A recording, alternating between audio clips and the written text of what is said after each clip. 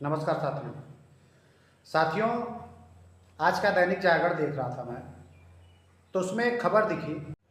मित्रों, सबसे पहले ये खबर देखिए। भारत को कट्टर इस्लामिक ताकतों से खतरा। वैश्विक agency financial action task force ने माना भारत वर्षों से रहा है आतंकवाद का शिकार। एफएटीएफ ने आतंकी फंडिंग पर रोक लगाने के भारतीय प्रयासों को सराहा। कहा पूर्वोत्तर के आतंकी संगठनों से भी खतरा। तो मित्रों, आपने खबर देखी। खबर में स्पष्ट है कि कट्टर इस्लामी ताकतों से भारत को खतरा है। दैनिक जागरण ने ये लिखा है। और मनी लॉन्ड्रिंग और आतंकी फंडिंग पर निगरानी रखने वाली एक वैश्विक संस्था है जिसको financial action task force FATF कहते हैं। उसने ये बातें कही है और भारत को सचेत किया है कि अल-कायदा या अन्य आतंकी संगठन जैसे सिमी या फिर जैसे मोहम्मद, लश्कर-ए-तैयबा और इसके अलावा पूर्वोत्तर में जो उपद्रवी संगठन सक्रिय हैं या फिर वामपंथी अतिवादी लेफ्टिस्ट एक्सट्रीमिस्ट, ये सारे लोग भारत के लिए खतरा है। और इनमें से अधिकतर जम्मू कश्मीर या फिर पूर्वोत्तर के राज्य केरल या फिर पश्चिम बंगाल में सक्रिय है। तो आखिर ऐसा क्यों कहा इस वैश्विक एजेंसी ने? इस वैश्विक एजेंसी ने जो बात लिखी है या जो बात अपनी रिपोर्ट में कही है उसमें कितनी सच्चाई है और इस्लामिक कट्टरवाद भारत के लिए कितना बड़ा खतरा है, आज हम इसी बात पे चर्चा करेंगे। तो मित्रों, सबसे पहले हम ये समझते हैं कि इस्लामिक कट्टरवाद है क्या।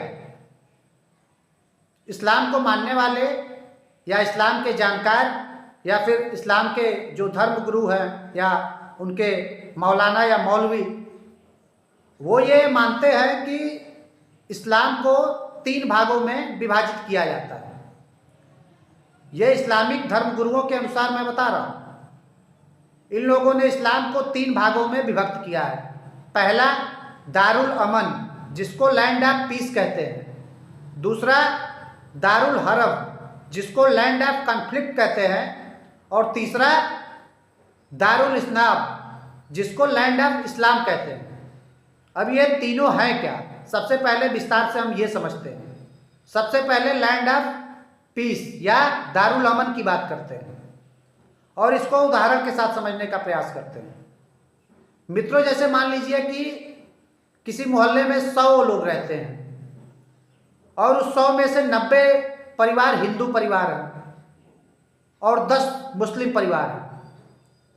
वहाँ पे वो 10 मुस्लिम परिवार सौहार्द के साथ प्रेम पूर्वक रहेंगे, सरवाइव करेंगे, अपनी रोजी रोटी जीवन यापन सब कुछ करेंगे, उन्हें कोई दिक्कत नहीं होगी।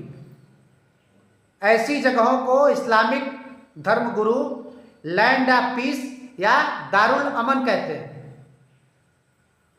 उसके अलावा जो दूसरा दारुल हरब, तो दारुल हरब जो है इसको लैंड ऑफ कॉन्फ्लिक्ट कहते हैं और हिंदी में युद्ध का स्थल। अब उदाहरण से समझिए। जैसे मान लीजिए किसी मोहल्ले में 100 लोग रहने वाले हैं और उस 100 में से 60 या 65 हिंदू हैं और 30 या 35 मुसलमान हैं। तो वो 30 और 35 मुसलमान वहाँ पे विवाद उत्पन्न करेंगे, वहाँ पे लड़ाई झगड़े करेंगे, गैर मुसलमानों को परेशान करेंगे और उनका प्रयास होगा कि कैसे ये इस्लामिक कल्चर को अपनाएं। इसको दारुल हरब या लैंड ऑफ कॉन्फ्लिक्ट कहते हैं। और तीसरा दारुल इस्लाम या लैंड ऑफ इस्लाम, और इसमें ये मानते हैं कि अगर 100 में से कहीं पे भी अगर 50-55 भी मुसलमान हो गए तो बाकी 45 को मुसलमान बना देना है। वहाँ पे मुसलमानों के अलावा दूसरा कोई रह ही नहीं सकता। इसको लैंड ऑफ इस्लाम या दारुल इस्लाम कहा जाता है। अब आप सोचिए, इनका सपना है पूरे विश्व को दारुल इस्लाम बनाना। और अगर हम भारत की बात करें तो भारत में भी ये सपना बहुत दिनों से देख रहे हैं, गजवाए हिंद का। अब कई लोग ये पूछेंगे, ये गजवाए हिंद बार बार आता है तो गजवाए हिंद है क्या? तो ये मुस्लिम कट्टरपंथियों के दिमाग में एक खुराफात है और एक उनका बहुत पुराना और कभी न पूरा होने वाला ख्वाब है कि दिल्ली में इस्लामी झंडा फहराना, जो दोबारा अब कभी होने वाला नहीं है। उस समय हो गया, वो समय अलग था। उस समय हिंदू जाति पाति में बटे हुए थे, एक दूसरे से ही लड़ रहे थे, छोटे छोटे राजे रजवाड़े थे, वो अपने राजपाट के लिए एक दूसरे से लड़ते थे। लेकिन आज देश सशक्त हो रहा है, देश का हिंदू ये जाग रहा है। तो आखिर जब हम इस समस्या पे बात कर रहे हैं तो हमें ये समझना होगा कि भारत में आखिर इस्लामी कट्टरपंथ की शुरुआत कैसे हुई। तो मित्रों, हम सबसे पहले यही समझेंगे कि भारत में इस्लाम का उदय हुआ कैसे। 7वीं शताब्दी में अरब व्यापारी जब पहली बार भारत आए तब यहाँ पे इस्लाम का आगमन हुआ। उसके बाद 8वीं शताब्दी में एक लुटेरा था, मोहम्मद बिन कासिम।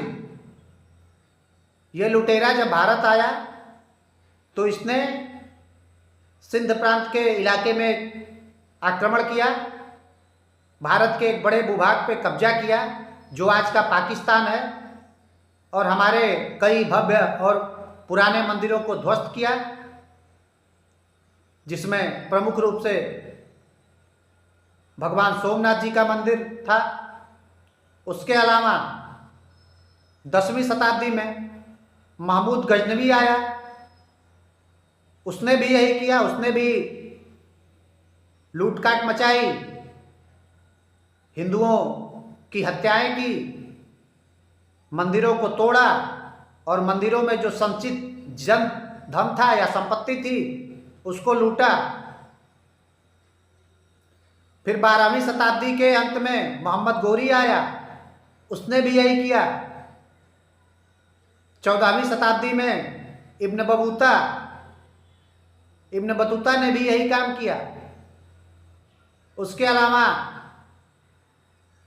दिल्ली सल्तनत की बात की जाए या फिर खिलजी वंश की बात की जाए या मुगलों में औरंगजेब को तो आप में से कोई ऐसा नहीं होगा जो भूला होगा। असंख्य मंदिरों को इन लोगों ने ध्वस्त किया, और सिर्फ मंदिरों को ही ध्वस्त नहीं किया,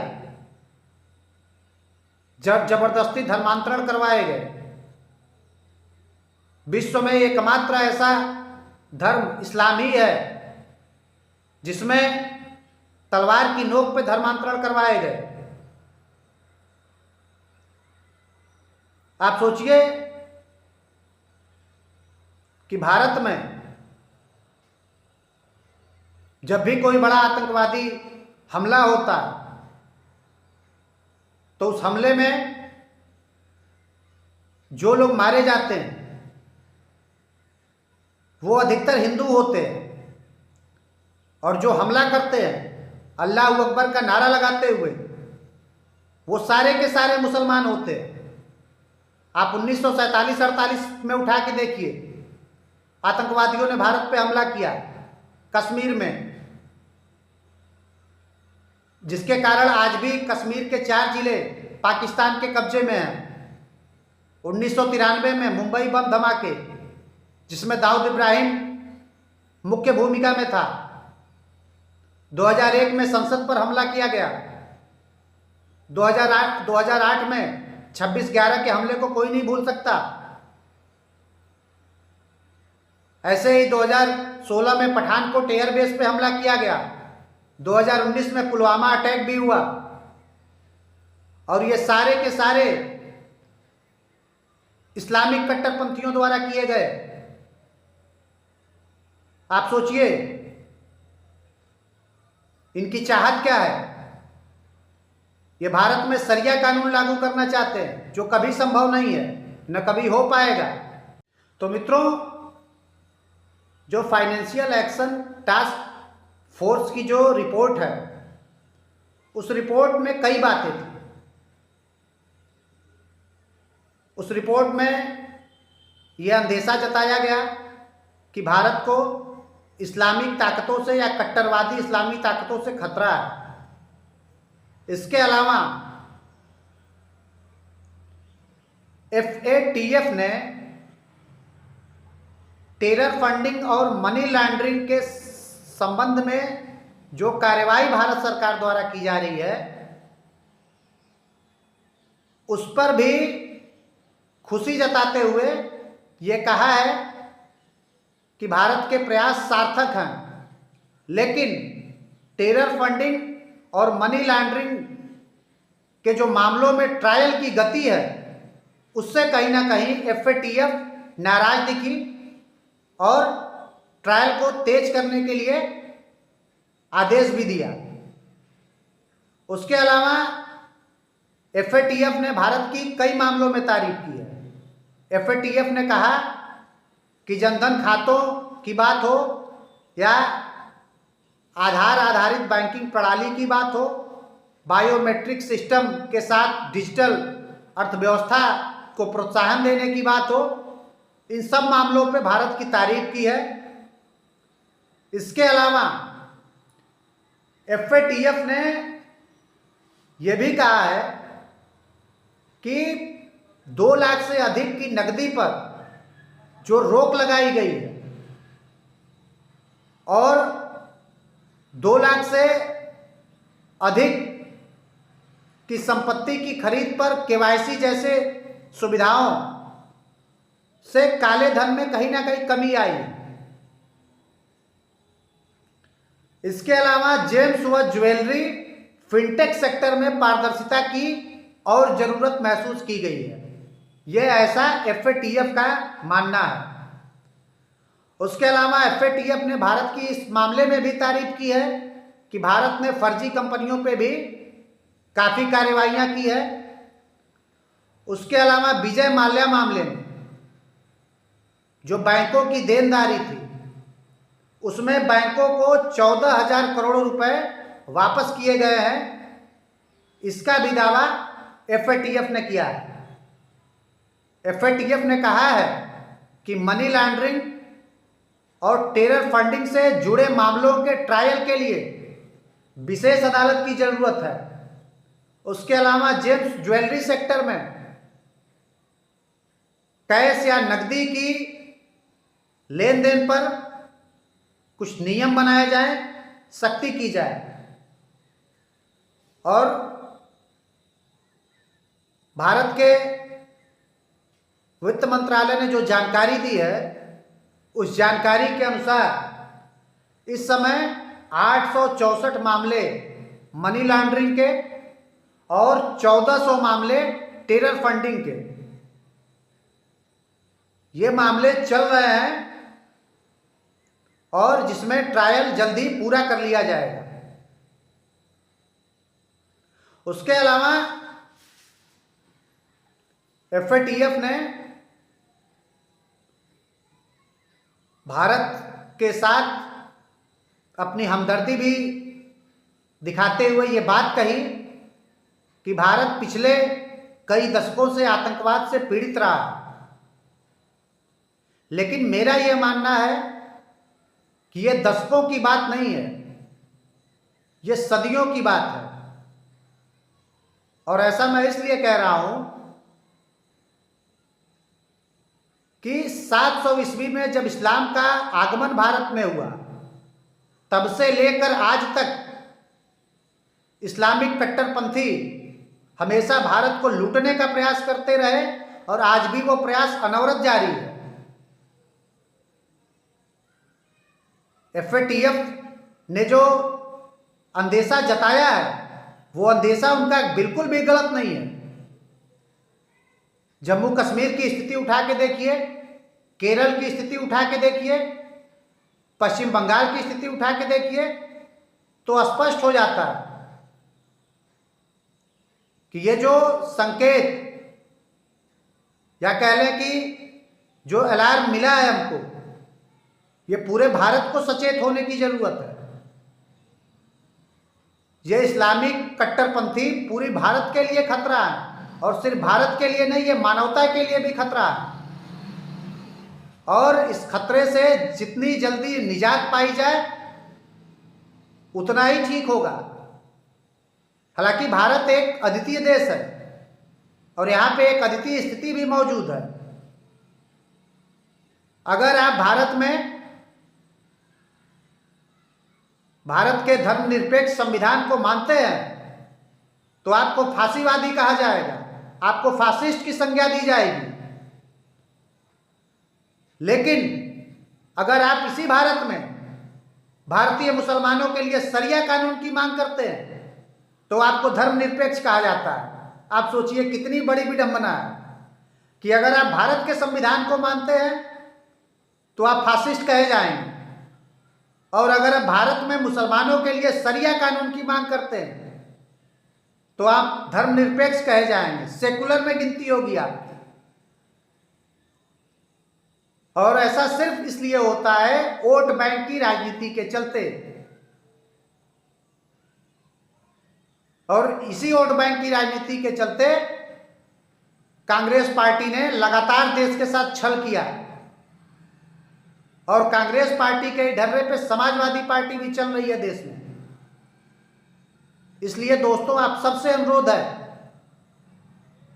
कि एक नागनाथ है और एक सांपनाथ है, इन दोनों से बच के रहना है।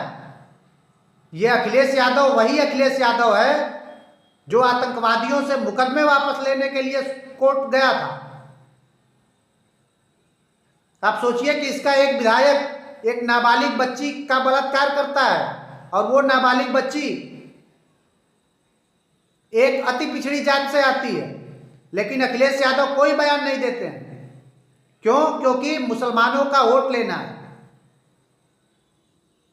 और मुझे लगता है कि विपक्ष के जितने नेता हैं, राहुल गांधी से लेके अखिलेश यादव से लेके इन सारे लोगों को FATF financial action task force जो एक वैश्विक एजेंसी है, उसने जो अंदेशा जताया है, उसने जो सवाल उठाए हैं, या उसने जो भारत को परामर्श दिया है या भारत की जो तारीफ की है, इस पर क्या ये विपक्ष के लोग कभी बोलेंगे?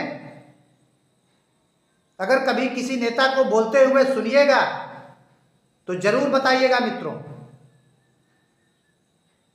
आज के लिए इतना ही, मिलते हैं किसी और वीडियो में। नमस्कार।